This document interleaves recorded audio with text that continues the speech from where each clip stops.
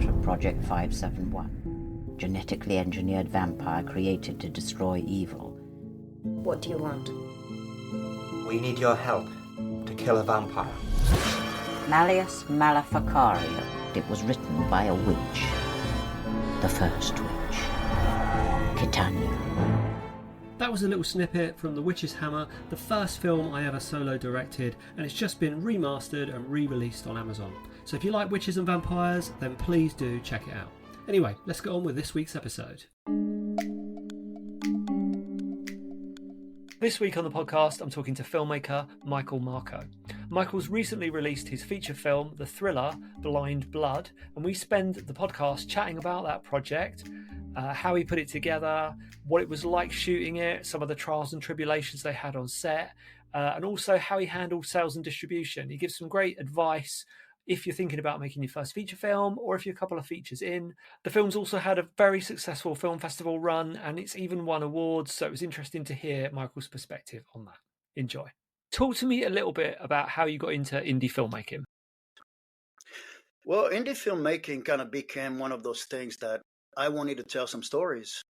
I felt like I wanted to tell some stories and I wanted to get involved in a film business somehow. So I did, but it was really just the love of acting started with, and then just the desire to tell stories in the medium of film. Lovely. And yeah, I should say that. So you're a actor, writer, director, editor. Is that right? Is that your sort of skill set? Yeah. I mean, especially on this one, many hats. But I've been in the business for a little while now, and kind of touched on different fields from production, post production. But mainly right now, focusing on the directing and the acting as well, and some of the writing and producing too now as well. So lovely. And those years acting, how do you think they helped your filmmaking? That's a good question. Being able to be in front and behind the lens is really helping understanding the process of the casting, for example. It's like when you go and you audition for a role, you never really know. Sometimes you feel like you blew it. Sometimes you feel like you nailed it, but you really never know. And so being able to do auditions, but also, having them for my own project really kind of put things in perspective, if you will, Yeah, I can't imagine what it's like to act in your own movie. I think that's very brave. And I wonder, I always ask actor directors this, is how do you direct yourself? Well, first, if you wrote the character, you're pretty familiar with them, so you know what you want out of them. So having the writer, director, there is, when you talk and you discuss the scene, whether it's with your director of photography or some of the other actors, you have a good understanding of what you are trying to achieve when you put the words down on paper. So, and honestly, it kind of was a little bit easier for me to be in the picture and direct because I could snap out of it and I wouldn't just focus and just get locked in my own head, which is easy to do sometimes, So having to be in front of the lens and then kind of check at the take and, go to playback and see how it works. You also have to have people around you that you trust. Richard Krall, the cinematographer, was also on board as a co-executive producer. So we have a lot of the same taste. So I would take the time to get feedback from him as well. When I was performing, do you think I need to bring it up a little bit, bring it down? And it was good to have somebody that you can trust, somebody that you worked with, that has got the movie at heart, the best interest for the movie at heart. So you rely on the people around you. Yeah, and I guess it's a little bit similar, and I wonder how you handle this. So when you've written the film and you're directing the film, and for myself, I tend to have a very clear moment when I sort of stop being the writer and start being the director, and then start treating the script like someone else has written it, and start ripping it apart, stuff like that. Where do you delineate that, or are you writing on set? Are you, when does the writer end and the director start? Well, for this one, it was a little different because we kept rewriting the scenes. As we had the shooting script, if you will. It still changes as you go. It's like you have this idea of what you want or think of what you want, and then you collaborate with people, and it becomes its own thing. It's very organic, visceral thing that just comes to life. And so you jump in it, and once again, you're like, okay, well, this word doesn't work, or it doesn't come naturally, so you rewrite things on the spot, or the direction that we wanted to go with the movie was a little more realistic than the screenplay. The screenplay had a little bit more of a punchlines and zingers and that kind of things that Richard and I decided to strip away because we weren't really, that's not the style that we wanted to do, and everybody else was on board with us. So, but so we would change the scenes almost like before we shot. We'd be like, okay, the night before, 3 days before, like, okay, do we have exactly what we want with this scene? It's like, is that exactly the where we want all that? So you do that, and you hope for the best. So you're gonna roll dice on basically, and tweak it as you go, whatever feels natural and whatever feels right. Yeah. And so we're talking, the film that you're talking about at the moment is Blind Blood, which is the most recent one you've made. So give us the pitch for the film. What's the story about? The story is basically a look at it's a look at a sociopath and the psychopath, and they just get caught at a certain time in their relation, and how everything is about to fall apart around them. So we follow them into that very interesting journey of how do you handle some situations. Yeah. And so I know the indie filmmakers, micro budget filmmakers out there kind of want me to ask, what's the budget for it, and what did you shoot on? Okay, so it's funny because the budget was pretty much. Let me I'm gonna rewind a little bit, Jim. Here, if you allow me. The screenplay was written with the distributors in mind. Oh, okay, right. That was what happened when Richard Krall brought up the idea of possibly shooting something around the location which he owns. I mean, he lives there, and he said, "Can you maybe write something for us to shoot with this location?" I didn't think it was an option. That's not what my mind was at the time either. I wasn't really trying to produce an independent film. But when he opened up that door, I kind of looked around, and even though I've been there, a bunch of times, I never considered this particular location for for being in a movie. But now that he brought it up, I was like, wow, it's very unique. And so people always say, location, location, location, and I'm like, well, let me think about it. And so I went back, and I had this idea of the intruder breaking into somebody's home and getting busted by the owner.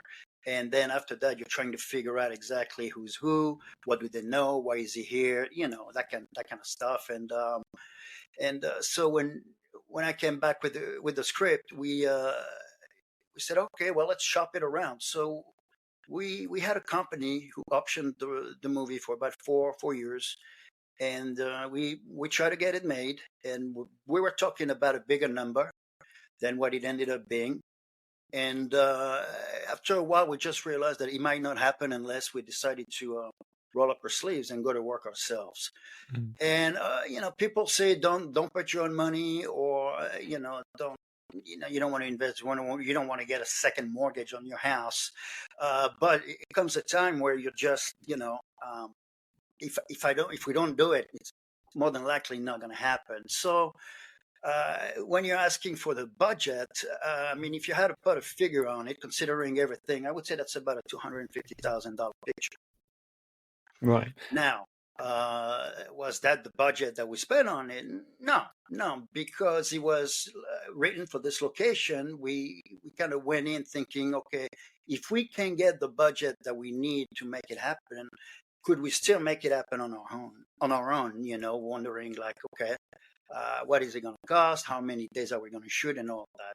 But that's when Richard and I kind of went in as partner and said, okay, let's we split the different hats people were going to have to wear, which I think is really important. To just in the middle, you take care of the location, the camera equipment, great lighting, and I'll take care of the talent, some of the props, the food, the editing. You'll take care of the grading, and back and forth. But everything has to be set like right off the bat, so there is no confusion later down the road about what's expected out of anybody. So, but by the look of the numbers, considering the equipment we used and all that, and the locations and everything else, I mean that's the number I think would be about right to put it on. But obviously, we own the equipment.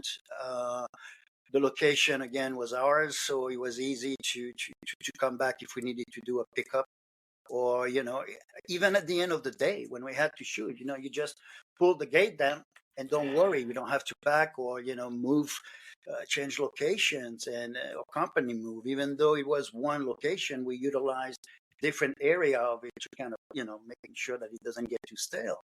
But yeah, so pretty much after that, the number I never really. I don't want to look at those numbers. It's like I say, okay, well, I know about roughly more or less how much I put on my credit card, but then the hours of work and the contribution from everybody else, from the cast, the people behind the camera, the dedication. It was just beautiful to see. It was a very small little skeleton crew, but it felt like everybody wanted to tell that story, and everybody kept showing up. And after that, it's all about the writing. How do you write it? I mean, I knew that if I was going to show up, I was going to be there. Did I want to wear all those hats? No, not necessarily. But if it was a matter of having to wear them and getting the thing done versus chasing that bigger budget for another 5 years, I think we kind of all looked at each other and said, okay, let's try to make it happen on our own, which didn't just happen. I mean, we shot the Louisiana portion, which is a flashback first. Even then, we were like, why don't we just pick a scene or two and figure out if we can make it work?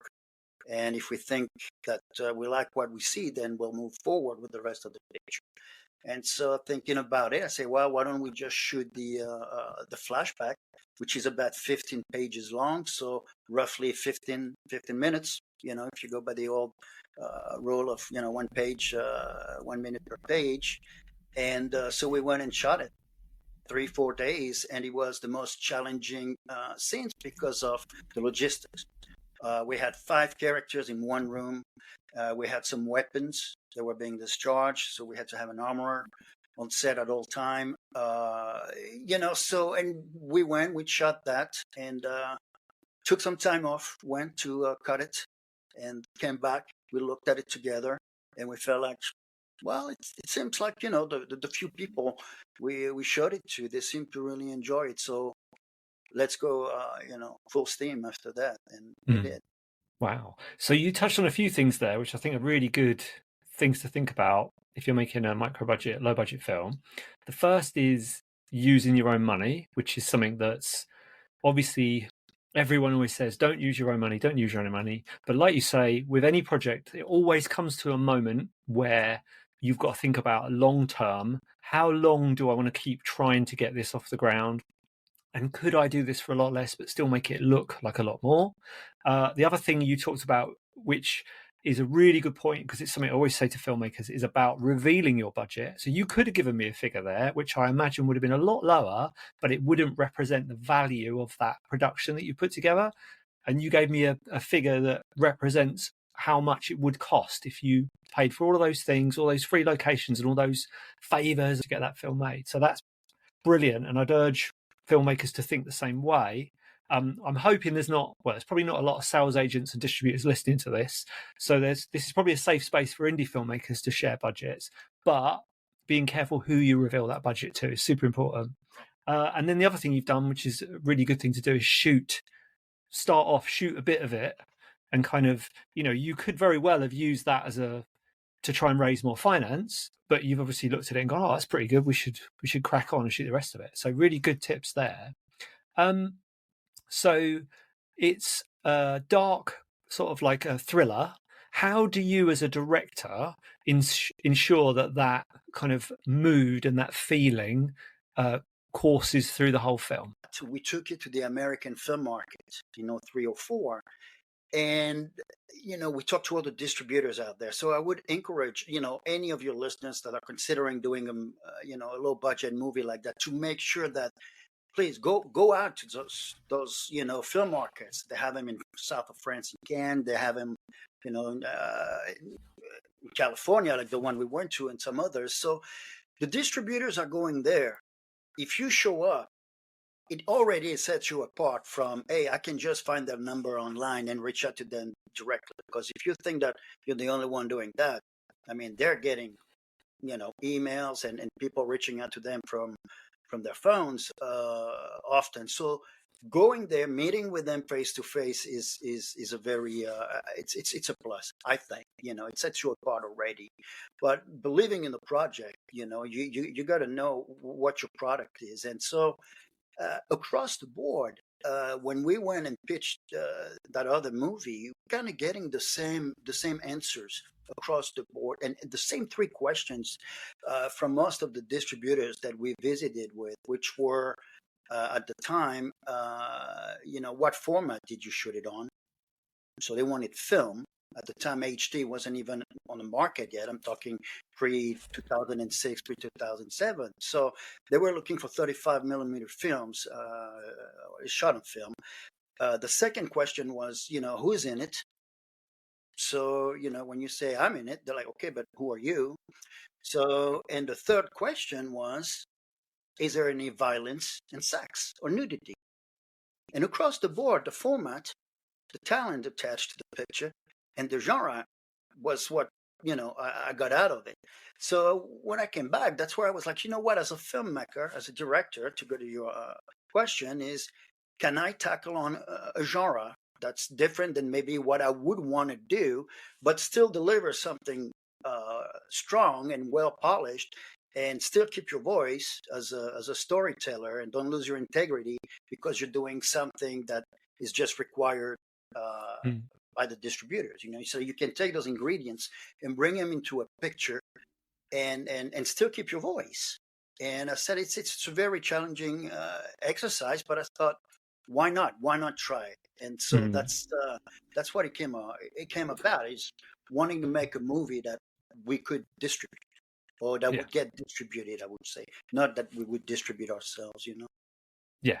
No, that makes sense. And looking at the market and thinking about what people actually want, super good idea, because you don't want to make something that's never going to sell. I noticed that you've done quite well, and this could be because the film's really good, but you've done quite well with festivals, won awards with it. What would be your tips for film festivals? That's another good question, too, because when we started this thing, I had no desire to send it to film festivals. It wasn't on the list of things. It was, like I said, written for the distributors. So the whole film festivals was like, not, we didn't want to do it because, once again, back in the day, you go to the film festivals to meet distributors. Hopefully, they like the work you've done, and they will offer you the 3-picture deal that you wanted to get, back in the day. And but when that doesn't happen these days, you just, I mean, what do you do? So going out there and meeting is very important. Trusting that you're providing them with what they want, without losing your voice and your integrity as a filmmaker is also, I think, a good exercise for independent filmmakers out there that are trying to do it. Yeah. I mean, how do you feel? Because you're a filmmaker as well. What about you? What were your strategy as far as going for budget and distribution? I think we've changed the way we think about distribution, because we've made lots of films in the past where we've just got absolutely screwed over by sales and distributors. So the last film we made was very much a self-distributed film, because we wanted to see how that worked and how self-promotion worked. And getting our film out there. So what I was going to ask you for, I was going to talk about sales and distribution, and I was going to ask you what was your route into that? What strategies did you go for? Well, I was interested in the foreign markets, really, because we kind of talked about it, and these days, like you mentioned, the landscape of distribution has changed drastically over the past few years, and you can self-distribute a lot easier, even if you don't use an aggregator. You can still, do it yourself if you can follow the specs, the deliverable specs. So it has changed for us. We were, interested in making sure that the picture would be seen outside the US. We wanted to see the foreign markets, thinking, they might be interested in that genre. Of course, you never really know what the demand is at the time when you release your movie. You don't know if the crime thriller drama is in demand or not. That's kind of the gamble. It's like if you're gonna make a vampire movie, that by the time you're done, they're gonna want zombie movies, and then you're like, oh, what do I do with I've my done that myself. Yeah, and there you go. So it's like we wanted to have that kind of extended reach, if you will. So that's that was great because the moment we finished post, Richard actually went out to California to take some time off and visit some friends, and he was there when the film market was going on, and so he said, hey, should I go check it out? Absolutely. I mean, what do you have to lose, And that was around, I believe, September, October, something like that. But, we weren't going to start the film festival route until the following year. And, it takes some time to submit because you want to do submission early on, especially for a feature film. And so it might take sometimes almost, 9-10 months before you even know if you're accepted. So you got to, if that's the route that you want to go, you got to strap yourself in because it's going to be, a little bit of a wait before you actually do the full circle. But with Rich being that in California and running into our distributors and going there, by looking at the trailer, the teaser at the time, they basically said, yeah, we think we can do something with this. And so, of course, we shopped it around. We talked to some other people, but the distributor we went with we felt it was the right fit for us and the product. So, to the guys out there, it's really about what you want to do, what you want out of it. Accolades are nice, so, for sure.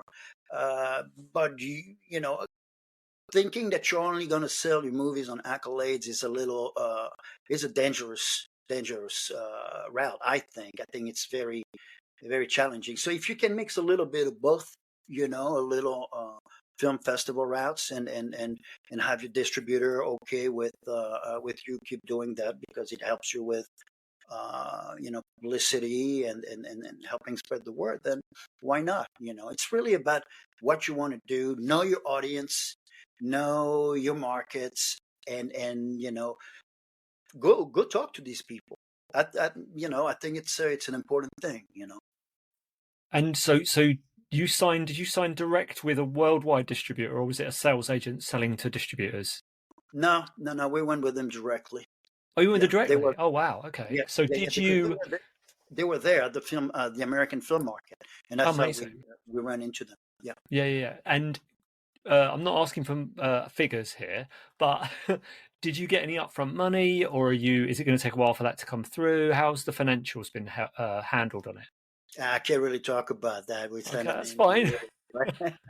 No, but I understand. It's what I tell people in this capacity is like you've got to also be realistic about what you have. There's the expectation of the movie winning a bunch of awards, getting picked up. Everybody sees it, and you make a lot of money, and everybody's happy. Well, life doesn't always work out that way. So you know what you got. It's a small indie flick. There's a huge market out there, but there's also a lot of competition too. So you kind of gauge your pros and cons, and try to be as realistic as you can, and do your own part. Jump in and help with promotions, and like what we're doing, we're talking about it, which is great to introduce the movie to a new audience, or to speak with other filmmakers like yourself. It's it's great. I mean, thank you for your support, because you guys are the ones who actually are helping keep things alive, this movie alive, and introducing it to new audiences. So I mean, if it wasn't for you, I don't know where we'd be right now. But thank you for Wow. what you're doing, man. It's not just me, but Yeah, yeah, I get what you mean, and I it's a do think, collective. yeah, I think I've spoken to other filmmakers about this. About there is power in watching other low budget, micro budget indie movies, learning from each other, but also supporting each other. And when you see a post come up, share it. When you see someone's got a film out, make sure you watch it. So when you looking back on Blind Blood, what didn't you know at the beginning of making that film that you know now that you wish you'd have known? Um, well, for the distribution portion of it, it's been very new. So what I'm learning is that, like I was saying, on this level as an independent filmmaker, uh, it's fun to be in the edit suite. Some people like it, some people don't. It's fun to shoot the movie and get it in a can. That's also a fun process, very creative, collaborating with other people. But it comes a time where you got to roll up your sleeves and kind of jump in. You don't have $50 million budget to do promotions.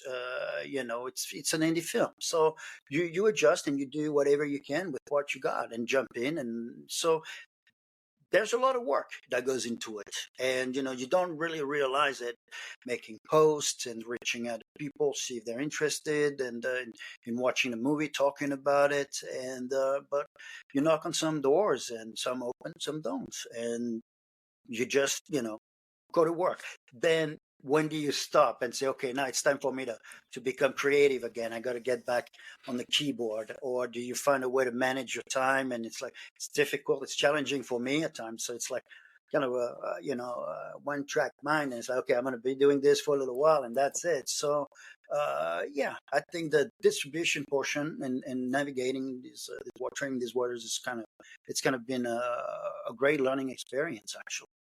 Yeah, and the bit you've touched on there, which I think filmmakers don't talk about often enough, is I think it's called post-mortem blues, and it's that feeling you get. I always get it at the end of a shoot. So you've shot the film, you have the euphoria of the last day shooting. Maybe a couple of days after that, you're on a high, and then you're kind of, oh, it's over. Obviously, you've got post-production. Then you've got the euphoria of that finally being finished, delivered to a sales agent or distributor. But there is that moment when it is out in the world, and unless you've got something you're working on straight away, and maybe that's how I handle it. How do you handle that kind of sense of loss? The project's gone, it's out there now. What do you do? Well, it's never really done. That's what I'm finding out. Yeah, I see what you're saying about, you're done, but that usually works. Uh, it's a stronger impact, that feeling that you have of, okay, we created something beautiful together, or we gathered the elements for it, and now it's over, and everybody's going their own separate ways, and we all had a wonderful experience. But then comes the real work. So as you if you're editing your movie as well, you don't have time to stop and think about, oh man, that was so great, and now it's over. I'm sad because you got this mountain in front of you in post that you got to climb, and so you kind of switch. And then, is it really over? You don't know. We had the opportunity to come back and reshoot a scene or two, or do some pickup. So there was this, it wasn't just like a cut. And that's it, moving on. So you're still working on it. I'm still working on it, I feel like it. And the reason why is because I love it. I love the product that we created. I love the movie. I'm proud of it. That's the best thing I've done so far in my life. And no matter what I do in the future, whether I stay in this business or not, you never know how it goes. I'll still will always be proud of Blind Blood, the effort, and what we achieved with what we had to work with. I think it's super proud of it, of all the work that everybody put behind it. And it's super proud. So you keep working on this thing. You want to keep introducing into a new audience. The day you lose that fire and you're like, okay, well, I'm done, I feel like I've pushed it hard enough, then yeah, Can you do both? Start a new project and still push for this one? Sure. It's really about how much you want to detach yourself from this project to start something new, or do you? You know. So it's really very personal question, I think. Yeah. How does it work out for you? I mean, I think what always makes me laugh is because I edit my stuff as well. So we'll shoot the film, really intense shoot, like the last one, the Apocalypse Box. It's all set in one location, and it's this big red round room. So it's a very red environment. There's only one like little splash of color in there. And you know, it's really intense. You really bond with your cast and your crew. Then you don't see them for a year, and then they come back and they're kind of like, oh, you know, I haven't seen you in ages, but I've been looking at them for a year. I've been sat in that edit suite non-stop. I'm still in that room. Do you know what I mean? Even now, yeah, I'm cutting reels for social. I'm cutting little videos. I'm still in that location, in that room with them cutting that film. So, like you say, it never really ends unless you do sort of let it slip away. But you shouldn't, because obviously you should keep promoting. Thinking back on the shoot for the film, were there any big kind of oh no moments? Were there any? What was the sort of worst moment that something went wrong for you? you know, it's funny because I don't think so. You know, once we decided we were going to roll up our sleeves and do it ourselves, it was smooth sailing after that. I mean, you got your occasion, your occasional, problems or whatnot that you will encounter. I mean, I know that there's one of the scenes at the beginning when the guys are coming out of the car, and we start on the close up of the Texas license plate, and we pan across the car, and then the guys come out of the car. Jack comes out, he grabs the gun from the back, and then Raul comes around. It was kind of intricate shot because we have to pull focus, you have to move, and it was a really well designed shot by Richard, and it took about, I believe, 13 takes to get it done. But my point being, like, it's like the location, the way we had the car and everything, we're like, everything looks great in the background. And the moment we decided to shoot, that's when one of the fire hydrant right outside in the background busted. Next thing you know, you got fire trucks and everybody and lights everywhere. And so it's the kind of situation you gotta you deal with, but you wait and you talk to the guys. It's make it they understood what we were doing, so they turn off their lights. But that's been just the kind of problem. It's like I don't feel like we've got into situations where that I've seen before where people leave the project, so you got to recast and then you got to reshoot, or sometimes people pass away. It's like you're doing a project, indie project like that, and it takes, when you don't have the money, you need the time, and with time things can change very quickly. And so, but no, we were okay. We got what we wanted out of what we had written, and we took the time more or less to shoot it. I mean, we still had shots that we wanted to get, but that was nothing. I don't remember any big challenges. So, but what about you? What is one of your biggest challenges that you encountered? For me, it's silly things, and it's usually location related. I think in the past we've had issues, and it'll be that pressure of time. I mean, so you probably, obviously, if you had that location, that probably takes a little bit of that pressure off because you know how long you can be in there. But when you're shooting on someone else's property, someone's let you in, but you've got to be out by a certain time. That's always a tough one for me because you're, in your head, you're cutting shots that you wanted to get, and you're kind of making compromises on the spot just so you can get everything shot in that location.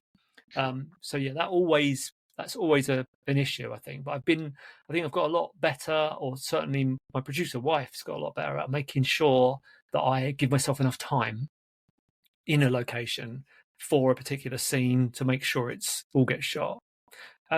So are you half French, half American? Is that what you said, or are you French moved to America? That's it. Yeah. I'm full French and born and raised in the south of France, and moved to the States in '93, and naturalized later. But now I got dual citizenship, and Right. I've been in the U.S. since '93, Texas for about 30 years, and my wife and I just moved to the Northeast about a year and a half ago. And, Right. So yeah. So does that French American ness of you, does that manifest at all in the films, do you think? Well, I know that Raul, the character I play, speaks a little French out there to kind of add a little, exotic flavor. I don't know, but we did have an international cast. That's kind of funny because the French and me, and then Paula, who plays Trish, is actually from Argentina, and Mogosha, who plays Sarah, is actually from Russia. So we had people, it was great, and it's. Uh, I don't know if it helps the movie. I didn't try to play it too much, but Raul obviously he's got a little accent, so I wanted to try to explain a little bit where that was coming from. So that throw a little French in there, but that was about it. I don't think if it's I don't know if it's a plus or a minus. I don't know.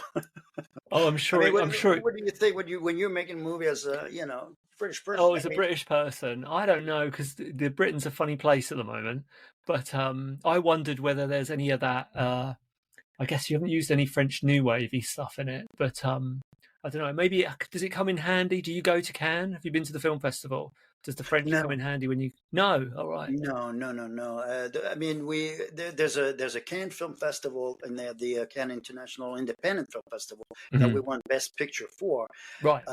For Blind Blood. But the actual market, I think the distributors went there, and there's the big Hollywood, for the big guys out there around that time. But I never went to Cannes, to actually the festival. I've been there. It's a beautiful place, though. I highly recommend it. It's a good place to be in the south of France for sure, but not for the film. So before I finish, I've got one more question before I get to that. Just for so people know, if they want to see Blind Blood, they can see it on Amazon. Is that right?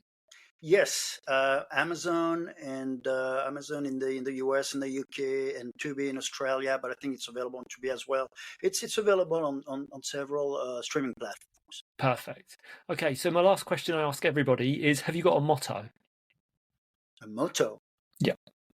Have you got like a mantra or something you say to yourself that helps you get through filmmaking? Do the best you can with what you got. That's it. Make it happen. Go out there, do it. Just do it. You can always find a reason not to do things. Now find a reason to do it, and do your research. And that's a little bit longer than the mantra, but just go. No, that's a good one. I like that. I like the do the best with what you got. I think is a very good way to look at things. If you fail, you fail. So what? Go make another one later. But at least you would have tried. I think it's better to try and fail than wonder what if. But you got to have the right team around you. That's the thing. I think respect, trust, check your ego out the door, especially when you're wearing many hats. Rely on the people that you hired. And I'm doing the quote thing again, but it's like you got to trust these people. You got to like what they do. You gotta believe in them. So when they come to you with a constructive criticism or whatever, take the time to listen to them, because sometimes they're right, sometimes they're not. But it's like editing. You edit. You have a reason for every single shot that you put in that sequence. Why do you go to a close up, or why do you stay on the wide shot? You need to be able to explain that, and once you know that, then do the best you got. Do the best with what you got. So, and that's it. I hope that was useful. If you're interested in listening to another episode that's all about self-distribution and getting your films out there, then you could try listening to How to Make a Profitable Low-Budget Movie on Tubi with Justin Milton. Justin's a producer and director. He's done a bunch of low-budget thrillers and dramas that have done very well on online streaming platforms, and he's starting to make a significant profit. So do check that one out.